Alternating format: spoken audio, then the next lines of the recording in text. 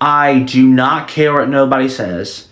I think that autism can cause social anxiety, and here's why. A lot of autistic individuals would not care about this because they would probably not understand social anxiety like we do.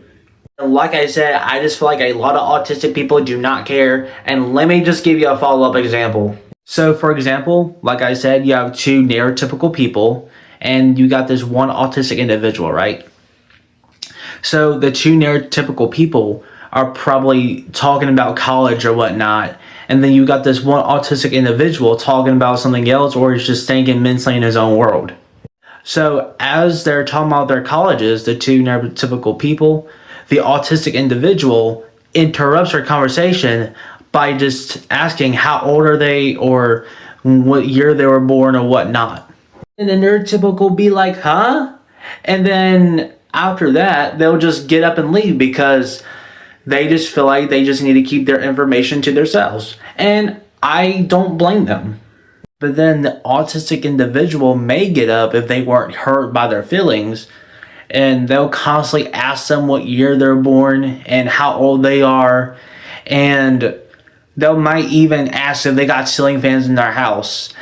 How would you feel if somebody asked you all those questions that I just said? How would you feel?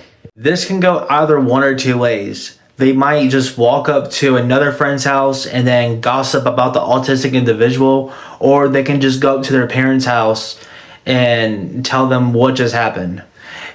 If plan one happens, then the neurotypical people might gossip more about this to their other friends and their other friends until they all know about it. And then it's going to lead to the autistic individual getting bullied because what they asked them and everything.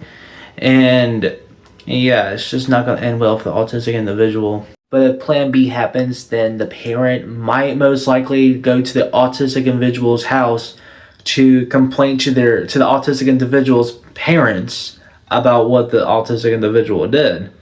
Then the autistic's parents might tell them about his autism and everything, and what he does and everything.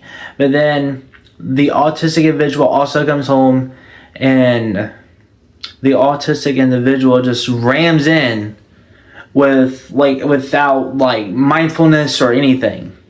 So after the unnecessary ramming, the neurotypical parent leaves, and the parent that has the autistic child or adult, whatever, just has a talk with them and grounds him and does not trust him because he's over there talking and stopping and talking to people about their ceiling fans or whatnot, or how old they are and their birth years and everything. And if the autistic person learns the first time, which I doubt, then he's going to know that he won't do it again. But he's still going to have social anxiety, and that's where social anxiety comes about all this. But if he's high functioning, he'll probably understand a little to no awareness of this. And if they move to another state or city, then he might have trouble making friends because he only did this one time or learned this one time, and one time's probably not enough for an autistic person. So they might have to relearn this a few more times or whatnot. However, if he learned about this but still had some other stuff going around his head, that's where the social anxiety might kick in.